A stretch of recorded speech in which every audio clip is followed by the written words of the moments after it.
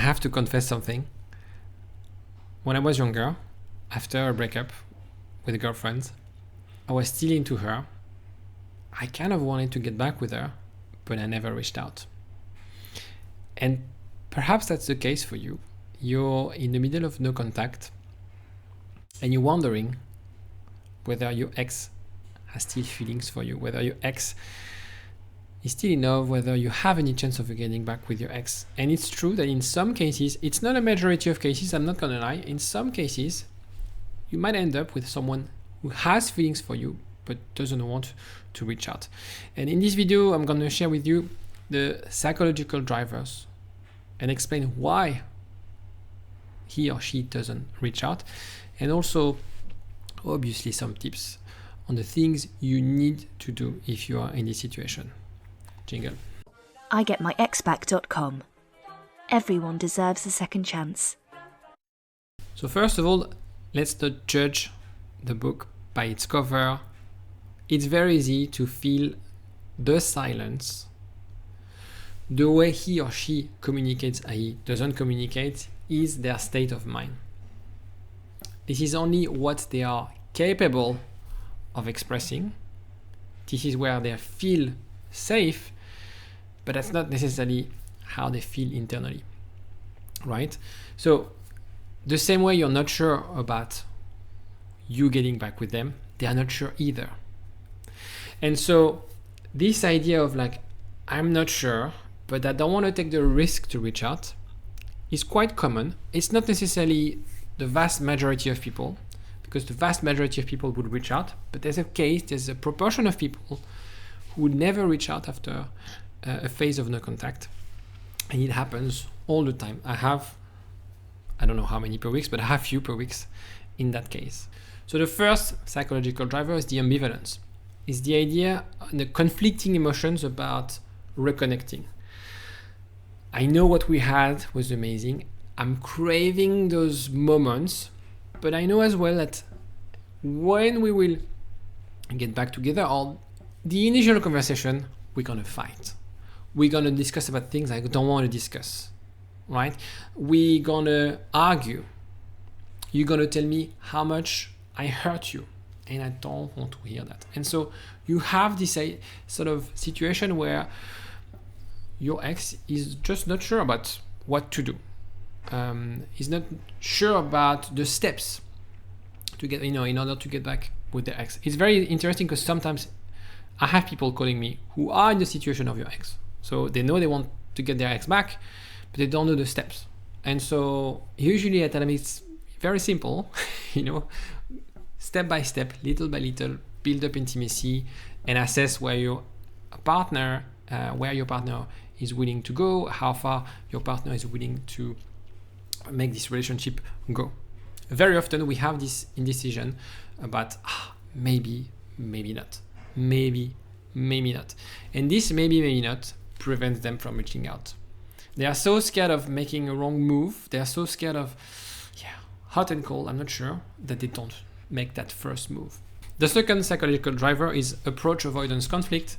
So if you want to sound smart at the next dinner, you can mention it was developed by Kurt Lewing. It's basically when a goal has a plus and a minus outcomes, a positive and a negative outcomes. If I have this promotion, I'll make more money, but I'll be more stressed and I'll have more work. And so, do I want to get this promotion?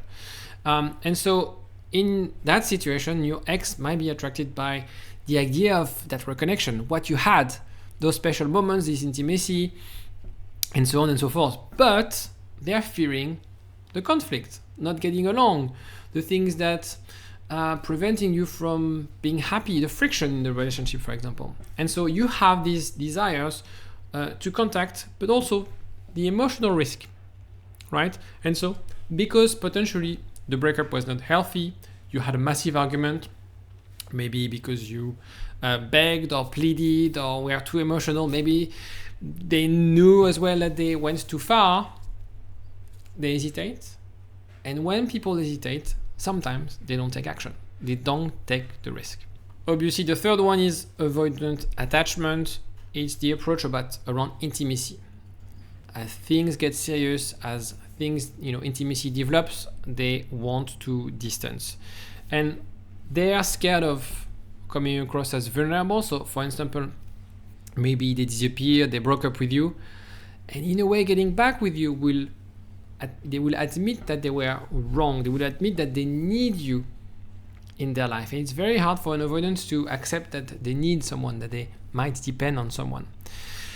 Another important element about avoidant attachment style is that people with avoidant attachment style, they don't necessarily have the emotional intelligence on how to reverse the situation. So they know it scares me. They know at the same time that they want to get back with you. They have feelings for you. They know how important you are in their life, but they don't know how, which words, how to ask you questions, how to listen to your emotional cues, how to express also how they feel.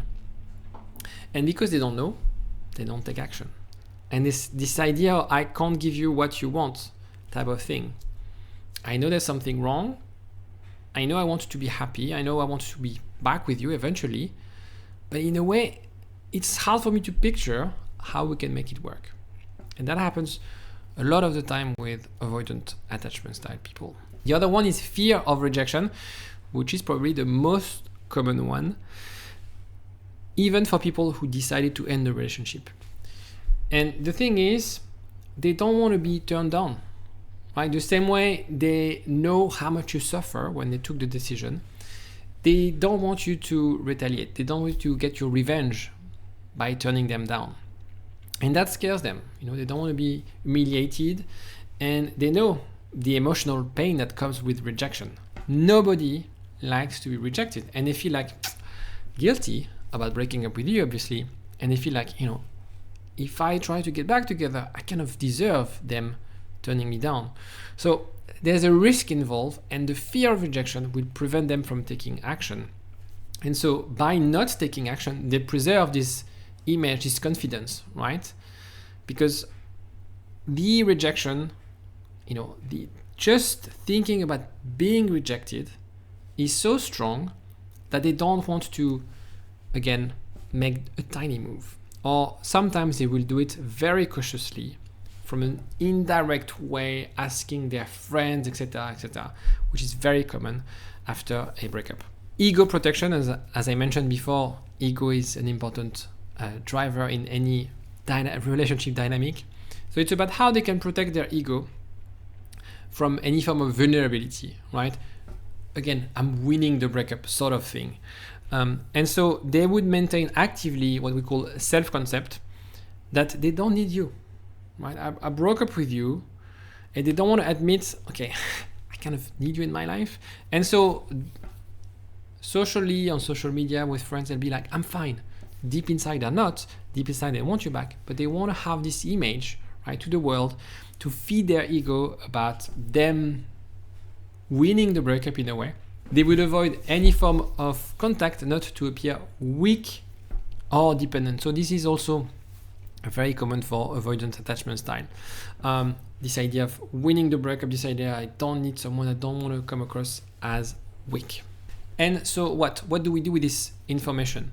First of all, let's accept and realize that your ex took the decision to end the relationship, and that decision not to reach out is driven by fear. And of course, in an ideal world, your ex should reach out, right? And you might see content online, other videos, other therapists out there telling you, if you guys broke up, if they broke up, they will reach out, right? You're just going to contact, you wait long enough, and they reach out. The problem is, that's not always the case. Does it mean you have no chance of getting back together? No. But it's just about because I think the people telling you this, in a way, you have two outcomes. Outcome A, yeah, they reach out and you start the process of recovering the relationship. That doesn't mean that you'll necessarily get back together, by the way. Option B, they never reach out and you move on.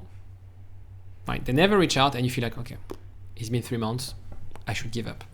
However, because I know people call me when they're in that case, it's very hard sometimes to move on.